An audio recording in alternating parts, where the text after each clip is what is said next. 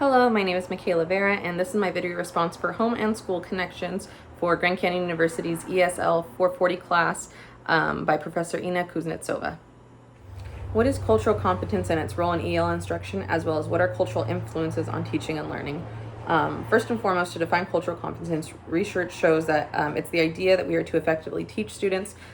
meaning addressing certain areas such as personal and interpersonal awareness, while being tolerant and understanding, and in turn creating effective cross-cultural learning. Overall, this influences learning and teaching as it helps students understand one another better and understand the overall cultural differences between them, as well as make them more understanding of their peers and tolerant. How can EL's cultural values and beliefs be integrated appropriately into the context of teaching and learning? Well, in order to help cultivate and integrate ideas and aspects of different cultures into the curriculum, it's important that we include them into the curriculum overall, and also creating positive opportunities for students to discuss with one another differences in culture while being respectful and tolerant of that. And then the overall role of culture in student learning is to help educate students on how to be tolerant and respectful inside the classroom as well as outside about it, and how to be positive about it and understand the different and understand that they all have differences, however, to be accepting and understanding of them. Now, some strategies for responding to the different strengths, needs, and identities of all EL students, including the ones with special needs, as well as addressing their social emotional needs, is important, because the first thing to do in order to address their different types of needs that are possibly not being met in the classroom is through multi-tiered systems of support, where making possible accommodations for students as needed, such as accepting certain answers in English, and then potentially even going through the different levels within the MTSS system to help them receive the best support that they can get within the classroom, even if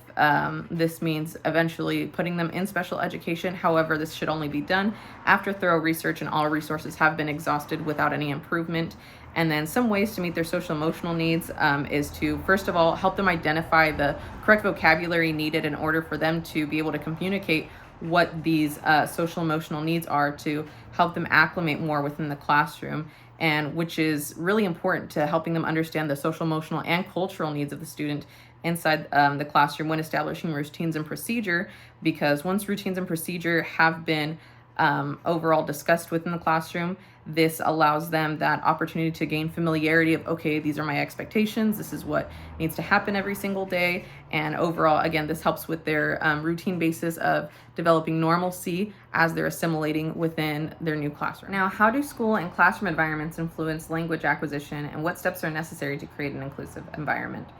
Well, typically students who are ELs may be experiencing difficulty assimilating once they first come here, and it can make going to school potentially difficult as there's language barriers, different schedules, new ideas that are constantly being exposed to them every single day. So it's important to make them feel welcome and that they feel encouraged to speak out in classes. It's important for them to receive that peer socialization, which will in turn support their language acquisition. Research shows that creating an environment to help influence that language acquisition comes from getting to know your students better. For example, pronouncing their name properly, understanding their interests, talents, and even informing them about different clubs and groups that they can join. And overall, again, encouraging that socialization for them, so that way they can be able to understand the language that is going to be being spoken around them and the language that they will be exposed to in their daily curriculum. How might family and community practices, funds of knowledge, influence a student's learning? Well, funds of knowledge typically originate within the household, as this is where they receive all their initial education and ideas for how to operate in society. However, when they're transitioning to a different culture or community,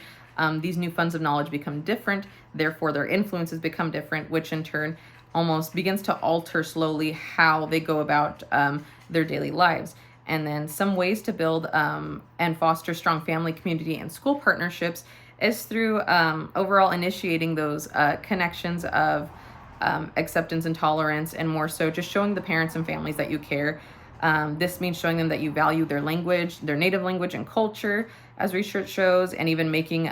personal connections, creating warm, welcoming environments, and also including aspects of their students' culture within the classroom. And in turn, this shows the school, community, and families that you care about their students and all their different backgrounds. Now, some strategies for supporting and celebrating cultural diversity within the instruction Again, this can be included throughout curriculum or even just by spontaneous book reading. For example, creating a weekly reader's corner where the teacher puts on display a book for students to read in their quiet time library. And it can come from an author of a different culture, which is relevant to the cultures that are there within the classroom. And this in turn helps leverage that home language and cultural assets as students are then given the opportunity to maybe relate to this book and then talk about it with their peers. And again, creating this opportunity for open discussion amongst themselves in a respectful manner. Effective family engagement strategies and practices that should be conducted by teachers is first, making sure that parents always can have opportunities to be involved in their students' education. And some ways that we can begin to initiate this connection is through learning about their backgrounds, the way that immigration may have affected them, different stressors, traumas, and anxieties that them and their students may have experienced. And knowing these different ideas and stressors may help us as educators professionally navigate how to best bring awareness to the parents if there are any learning concerns or concerns regarding their student. Taking time as well to get them know them as families and parents, and providing opportunities for parents to be involved for events such as family nights, field trips, and other activities, which again promotes that idea of inclusive engagement and community practices.